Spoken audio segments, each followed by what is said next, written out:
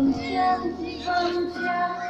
tuyệt vời, muôn nhạc thiệt sao lung linh trong thiên cung, muôn ngàn đóa hồng khoe màu đẹp xinh, hương băng chi say đắm trong tình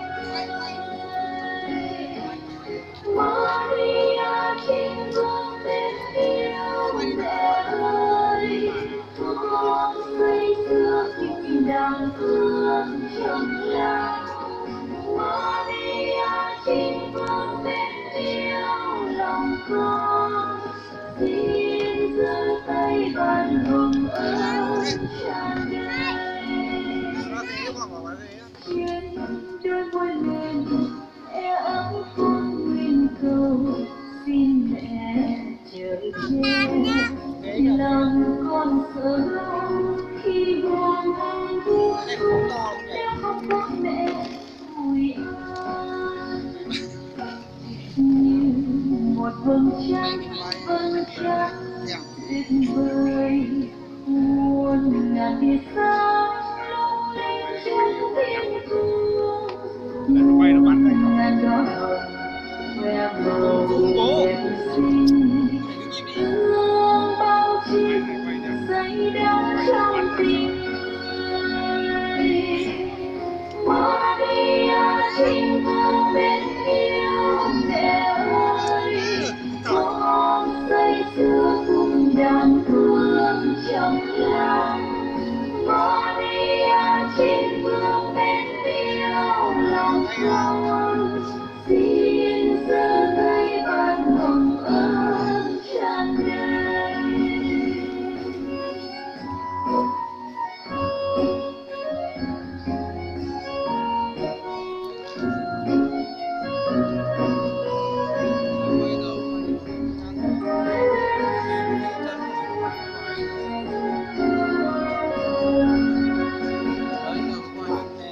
Khi con ôm con muốn trao lên mẹ, xin mẹ bồi an.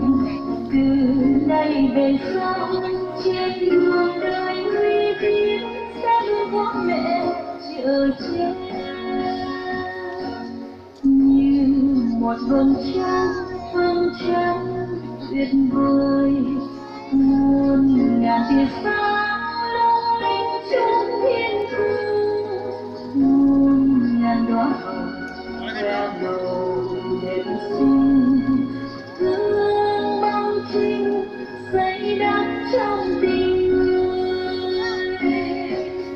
Maria Trinh vương bên yêu mẹ ơi, con say sưa cùng đàn thương trong lòng. Maria Trinh vương bên yêu lòng con, xin giơ tay ban hồng ơn tràn đầy. Maria Trinh vương bên yêu lòng con, xin giơ tay ban hồng ơn tràn đầy.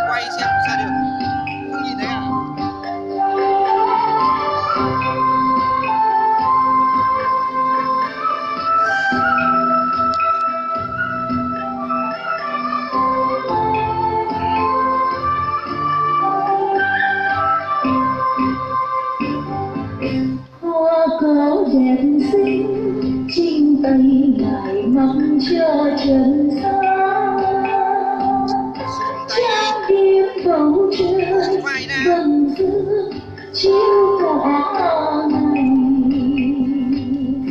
kia ngắm xa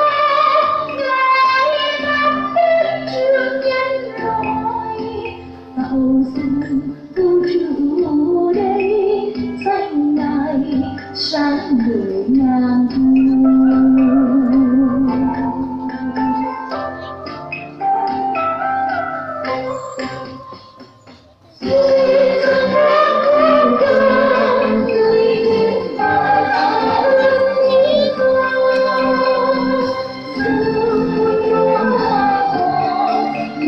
Trái tim đã trả tiền.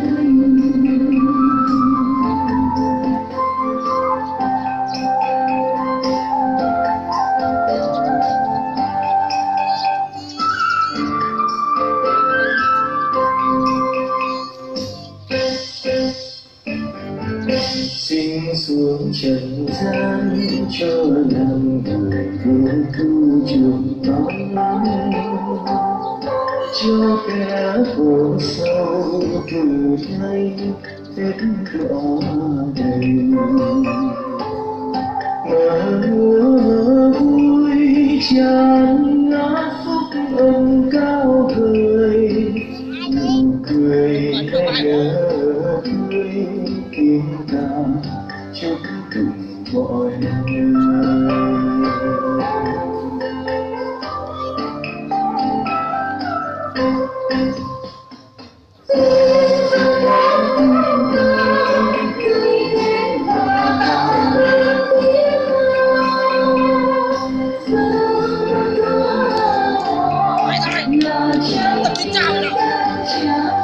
Chạy đâu không rồi? Sao vậy? Đó. Thôi này.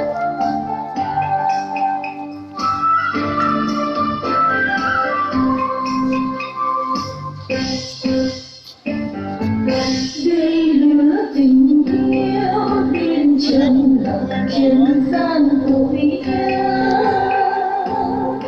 rồi có điều này dạy con sống trọn tình ngàn cứ để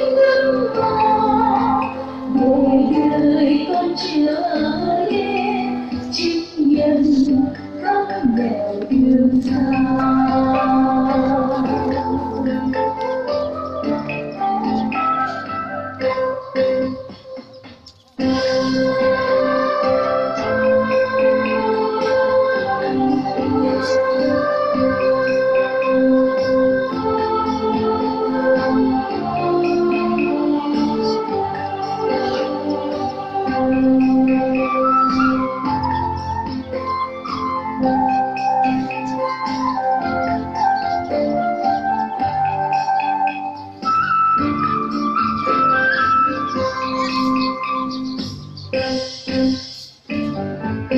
Muôn thuở người ta như chim đầm ơn khắp trời cao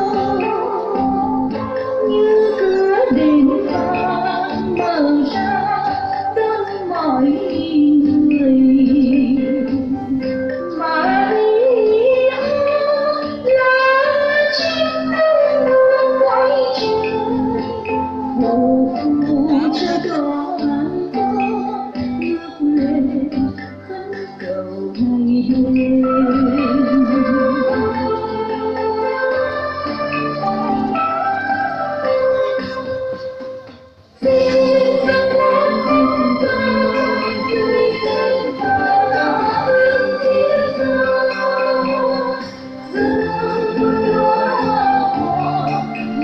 Trái tim đã trả tiền.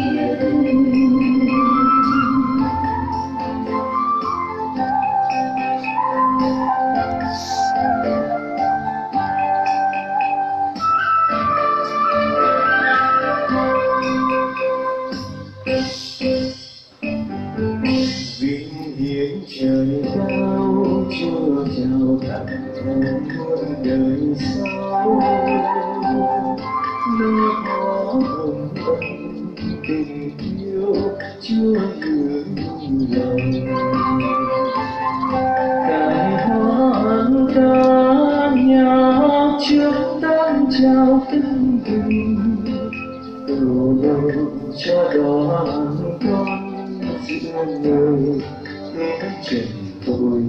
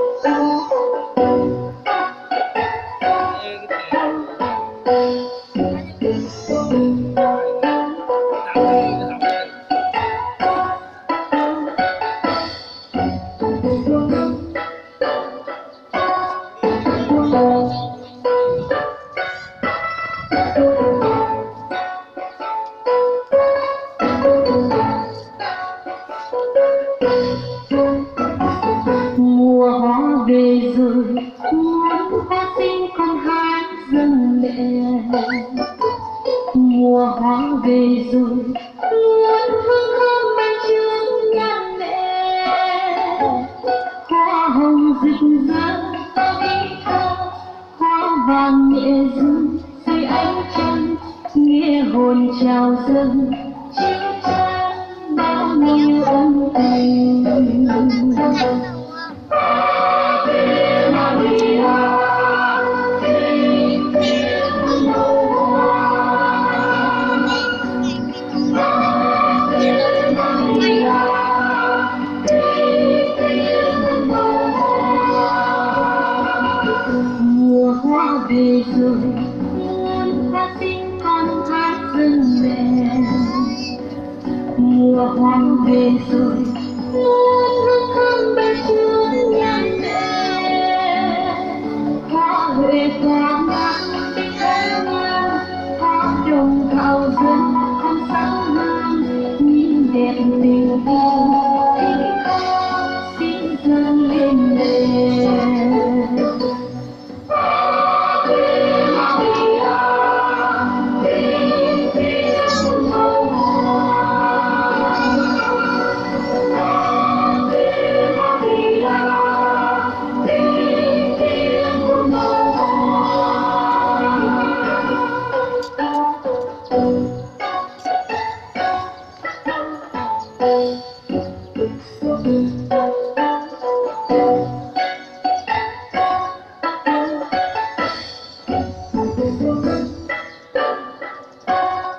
Động sầu có gì đó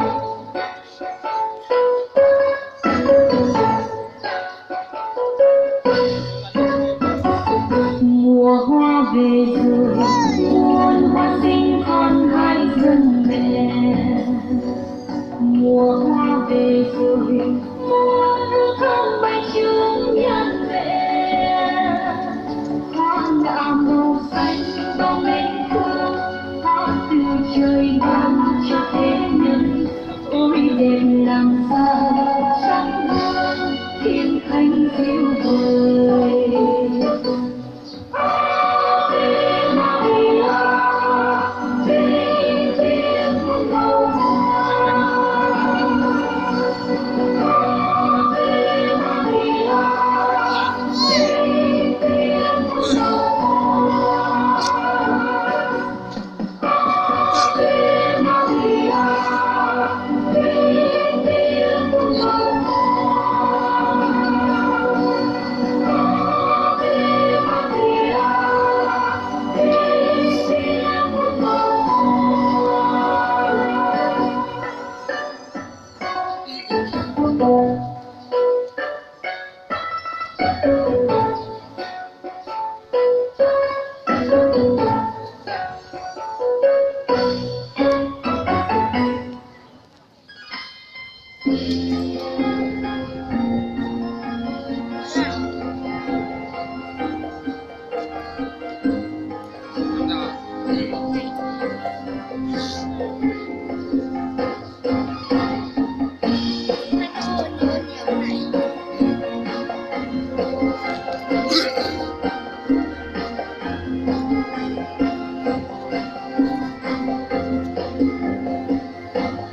Theo bước mẹ con nguyện về muôn phương rất nhiều, tin mừng cho khắp trần gian.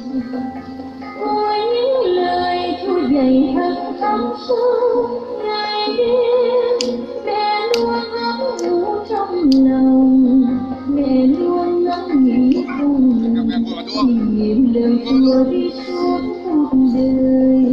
Vì lời Ngài ban đào trai, vì lời Ngài mãi chẳng phai. Maria mẹ đồng tin vô nhịp bên trời. Maria mẹ nhiều con muôn ngàn niềm vui, mang trong tim lời của Chúa soi sáng khắp nơi. Lời của Chúa sinh sống muôn đời, từ Ngài con sẽ đổi thay.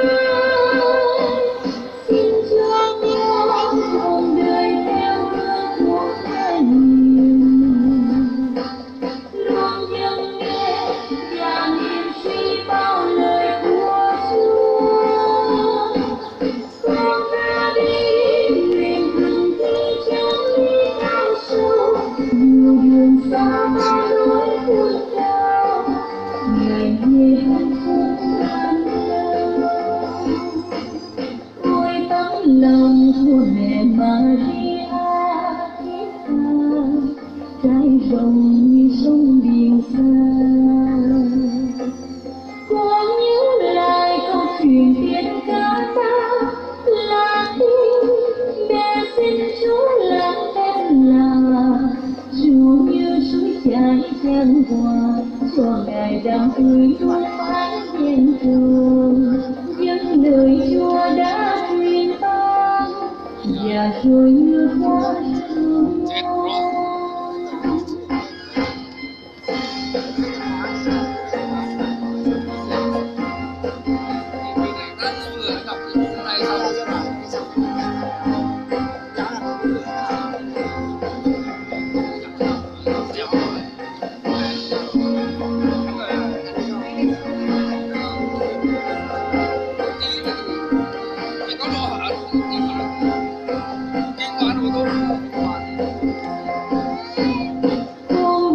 Lặng như người yêu mơn man lắng nghe núi rừng gian khúc hạ ơn trên tuyến đường như lạc nhịp lòng ta mẹ ơi người con nhân dạng nhân trường nhiều khi đói lạc bên đường tay mẹ nâng đôi sắc sắc bên thương cuộc đời quân hát